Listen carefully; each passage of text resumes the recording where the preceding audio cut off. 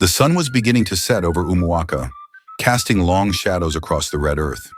The air smelled of roasted corn, burning firewood, and the faint scent of rain from the previous night. It was the time of day when women returned from the market, balancing baskets of goods on their heads while children ran barefoot through the narrow village paths. Nena walked beside her mother, Mama Ugo, carrying a smaller basket filled with fabric. Mama Ugo was a trader, well known in the village for selling the best quality Ankara and George wrappers. She had raised Nena alone after her husband's untimely death, working tirelessly to provide for her daughter. Love is sacrifice, Mama Ugo often said. If you do not know how to give, you do not know how to love. Nena, now 22 years old, had heard this phrase all her life, but lately she had begun to wonder, was love truly about sacrifice? Was it always a one-sided giving, a duty, a burden? She had seen her mother's sacrifices, the long hours at the market, the days she went without food so Nena could eat, the way she endured insults from customers just to make sales. And yet, was this love truly unconditional, or was it something else? That evening, as they reached their small mud brick house, Mama Ugo sighed and lowered her basket. You must start preparing, Nena. Your uncle is coming tomorrow. Nena frowned. Uncle Ejike? Why? Mama Ugo wiped her face with the edge of her wrapper. You are of age now, my daughter. A good woman does not wait too long. Your uncle says there is a good man who is interested in you. Nena's heart tightened. She had heard these words before. Many girls in the village were married off by their early 20s. Some found happiness. Others merely endured. But Nena was in love with Obina, a young man from the neighboring village of Umuoria. He was not the wealthiest, but he had dreams. He wanted to build a life with her, to take her away from the struggles her mother had endured. Mother, Nena said carefully, what if I have already chosen someone? Mama Ugo's hands stilled. Slowly she turned to face her daughter, her expression unreadable. Who? Obina, Nena said, her voice soft but firm. Mama Ugo's face darkened. Obina, the carpenter's son? Nena nodded. Mama Ugo was silent for a long time before she exhaled deeply. Nena, love is not just about how you feel. It is about family. It is about survival. What can that boy offer you? He has dreams, Mama. He wants to start his own business. Dreams do not put food on the table, Mama Ugo said sharply. If I had followed love, you would not be here today. Love is not enough. Tears burned in Nena's eyes, but she refused to cry. She knew her mother loved her. She had given up so much for her. But was love supposed to be a constant sacrifice? That night, as she lay on her thin mattress, staring at the wooden ceiling, she thought about Obina. He had told her he would come to speak to her family soon, but would they ever accept him? Or would she be forced to choose between her heart and her family's wishes?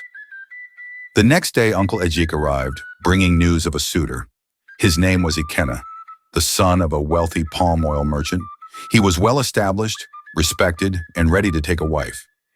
He will take care of her, Uncle Ejike said. She will never know suffering. Mama Ugo nodded approvingly, but Nena felt a heavy weight settle in her chest. That evening, she met Obina under the old mango tree where they often talked in secret. His face lit up when he saw her, but the sadness in her eyes made his smile fade. My uncle has brought a suitor, she said quietly. Obina clenched his jaw. And what do you want, Nena? She hesitated. I want you, but my mother, she believes love is sacrifice. She believes I should choose stability over feelings. Obina took her hands. Then let me prove myself. Let me go to your family and show them that love does not have to be a burden, that it can be something good. Tears welled in her eyes. Will they listen? Obina exhaled. I don't know, but I will not let you go without a fight. The next day, Obina, accompanied by his elder brother and uncle, went to Nena's house to formally declare his intentions. But when he arrived, they were met with a cold reception. Uncle Ejike scoffed. A carpenter's son? Do you think love alone will sustain a home? Mama Ugo sat silently, her face unreadable. Obina's uncle spoke respectfully. The boy may not be wealthy now, but he is hard-working. He has plans to expand his business. In time? Uncle Ejike laughed. So my niece should suffer while she waits? Obina clenched his fists, but he remained calm. I love Nena, and I will do whatever it takes to give her a good life. Mama Ugo finally spoke. Love is a beautiful thing, she said slowly, but love does not fill an empty stomach. If you truly love my daughter, you will let her go. Nena gasped, but Mama Ugo stood. Love is not always about what we want. Nena, sometimes it is about doing what is best. Obina left that day, his heart heavy, and for the first time in her life, Nena wondered if her mother was right. Nena's nights were restless, filled with dreams that left her more exhausted than refreshed. She often dreamed of a dense forest, its trees whispering secrets she couldn't quite grasp. In these dreams, she would chase after a crying child, but no matter how fast she ran, the child always remained out of reach. One morning, after another sleepless night, Nena decided to confront her mother. She found Mama Ugo in the backyard, tending to their small vegetable garden. Mama, Nena began, her voice trembling, I need to know the truth about our family. There are things you're not telling me. Mama Ugo paused, her hands hovering over the leafy greens. She sighed deeply, the weight of years evident in her posture. Sit down, Nena, she said, motioning to a wooden stool nearby. As Nena sat, her mother began to speak, her voice tinged with sorrow. Our family has been haunted by a curse, Mama Ugo said. For generations we have been plagued by the Ogbanje. Nena's eyes widened. She had heard whispers of the Ogbanje, malevolent spirits believed to be born into families, causing children to die young and be reborn, bringing endless grief. Your grandmother, Mama Ugo continued, lost 5 children before I was born. Each time the child would sicken and die before their first birthday. The villagers said it was the Ogbanja. They believed our family was cursed. Nena felt a chill run down her spine. But you survived, she whispered. Mama Ugo nodded. Yes, but not without scars. When I was born, the village Dibia, the traditional healer, performed rituals to find and destroy the Iyiwa, the stone that ties the Ogbanje to our world. They believed they had severed the connection, but fear lingered. She looked into Nena's eyes, her gaze intense. When you were born, I was terrified. I watched over you every moment, fearing the curse would return. That's why I've been so protective, so insistent on certain traditions. I wanted to shield you from the past. Nena's mind raced. Is that why you oppose my union with Obina? Because of this curse? Mama Ugo hesitated, then nodded. Partly, but also because I know the weight of our family's history. Love in our lineage has always been intertwined with pain and sacrifice.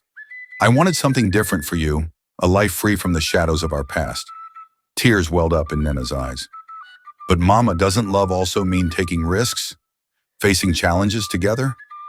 Mama Ugo reached out, taking Nena's hands in hers. Yes, my daughter, but some risks carry the weight of generations. I only want to protect you. Nena squeezed her mother's hands, determination shining in her eyes. Maybe it's time to break the cycle, Mama, to face our past and redefine our future. Mama Ugo studied her daughter, seeing both the innocence of youth and the strength of their ancestors. She nodded slowly, a tear escaping down her cheek. Perhaps you're right, Nena. Perhaps it's time. That evening, as the sun dipped below the horizon, casting the village in hues of gold and crimson, Nena and Mama Ugo sat together, sharing stories of their ancestors, their joys and their sorrows. They spoke of love not as a burden or a curse, but as a force that could heal, transform, and liberate. And as the stars emerged twinkling against the velvet sky, Nena felt a renewed sense of purpose. She would honor her family's past, but she would also carve out her own path, embracing love in all its complexities. The revelation of the Ogbanje curse weighed heavily on Nena's mind. Determined to break free from the chains of the past, she decided to share this newfound knowledge with Obina. They met under the old mango tree, their sanctuary amidst the turmoil. Obina listened intently as Nena recounted her mother's tale. So, your family believes they're cursed by an Ogbanje spirit? Obina asked, his brow furrowed. Nena nodded. Yes, it's been a source of pain for generations. Obina took her hands in his. Nena, I don't fear curses or spirits. I believe our love can overcome any obstacle. His words filled her with hope, but she knew convincing their families would be a daunting task. In Igbo culture, marriage is not just a union between two individuals, but a bond between families. The traditional marriage ceremony, known as Igbankwu or wine carrying, involves several steps, including the groom's family visiting the bride's family to seek consent, negotiating the bride price, and performing various rituals to solidify the union. Nena and Obina decided to approach their families together, hoping to bridge the gap between tradition and their modern aspirations. They first visited Obina's family. His parents were apprehensive about the Ogbanje curse, but were willing to support their son's choice. "If you truly love Nena, we will stand by you," his father said. Encouraged, they approached Nena's family next. Mama Ugo was hesitant, her fears rooted in past traumas. "Love is not enough to combat a curse," she warned, but Nena stood firm. "Mama, it's time to break free from these superstitions." After much deliberation, both families agreed to consult a dibia, a traditional healer, to seek guidance. The dibia performed rituals to locate and destroy the Iyiwa, the object believed to bind the Ogbanje spirit to the mortal world. This act was thought to sever the connection and end the cycle of misfortune. With the Iyiwa destroyed, a sense of relief washed over the families. They agreed to proceed with the traditional marriage rites. The Igbankwu ceremony was a vibrant affair, filled with music, dance, and the rich customs of the Igbo people. Nena, adorned in colorful attire, carried a cup of palm wine to Obina, symbolizing her acceptance of him as her husband. Their families blessed the union, hoping for a future free from past shadows.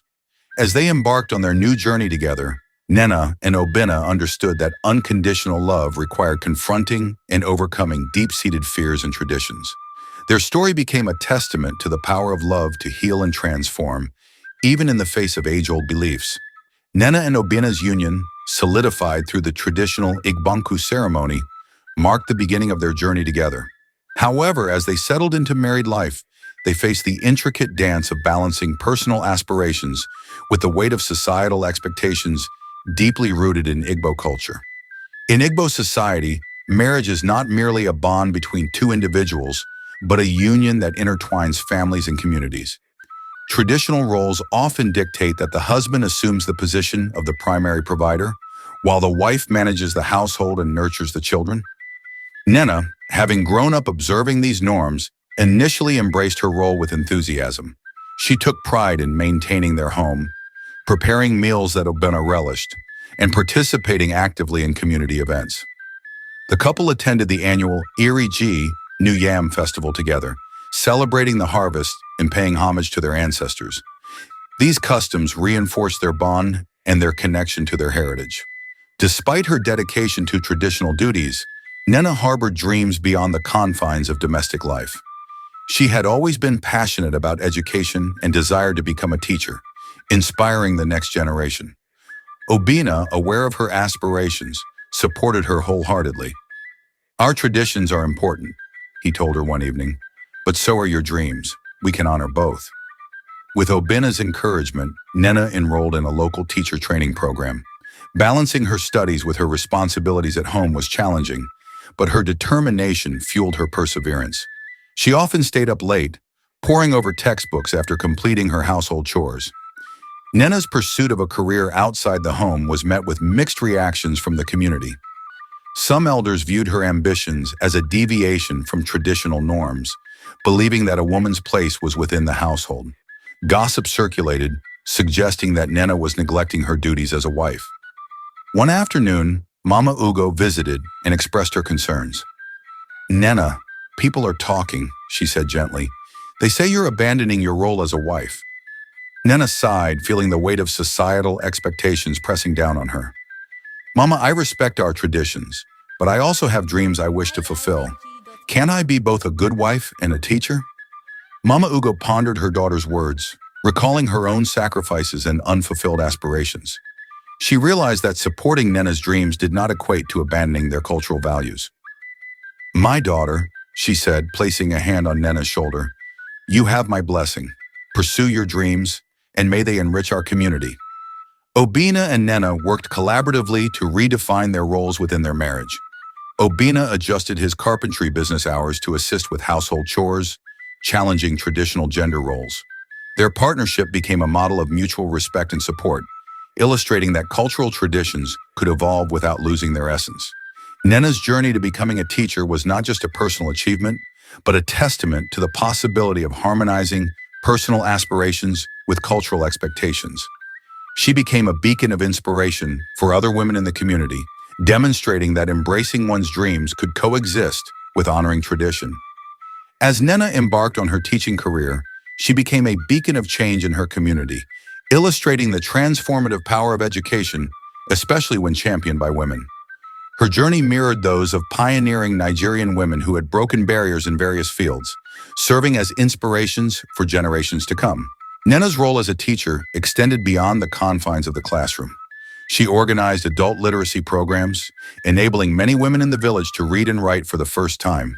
This empowerment led to increased participation of women in community decision-making processes and economic activities. Drawing inspiration from figures like Azine Ukagwu, who directed the Eroto Rural Development Center and facilitated training for over 30,000 women, Nena initiated vocational training sessions. These programs equipped women with skills in tailoring, weaving, and sustainable farming practices, fostering economic independence and boosting the local economy. Despite the positive changes, Nena faced resistance from conservative factions within the community. Some elders questioned the shift in traditional gender roles, fearing the erosion of cultural values. However, Nena's respectful approach, coupled with tangible improvements in the community's well-being, gradually won over skeptics. Her efforts echoed the resilience of trailblazers like Chinwe Obaji, Nigeria's first female education minister, who advocated for educational reforms despite facing significant opposition. Obaji's initiatives, such as resuscitating the Inspectorate Division of the Federal Ministry of Education and introducing the One Meal a Day project in pilot primary schools, underscored the profound impact of determined leadership in the educational sector. Nena's dedication to education also influenced her family life. Obina, inspired by his wife's passion, began volunteering at the school, teaching carpentry to students and promoting vocational education. Their partnership exemplified a harmonious blend of personal aspirations and cultural traditions, setting a precedent for other couples in the village. Over the years, Nena's initiatives led to a noticeable increase in school enrollment, especially among girls. The community witnessed a decline in early marriages and an uptick in women pursuing higher education and entrepreneurial ventures. Nena's story became intertwined with the broader narrative of Nigerian women who had shattered glass ceilings. Pioneers like Tomalayo Adekanye, the first female professor of agricultural economics in Africa, served as testaments to the heights that could be reached when passion met opportunity. Adekanye's extensive work, including her study, Women in Rural Poverty, Some Considerations from Nigeria, highlighted the challenges and potential of women in agriculture, resonating with Nena's community initiatives. Through unwavering commitment, Nena transformed not only her own life, but also the lives of countless others in her community. Her journey underscored the profound impact of education and the ripple effect it creates, challenging myths and redefining truths about the roles of women in society.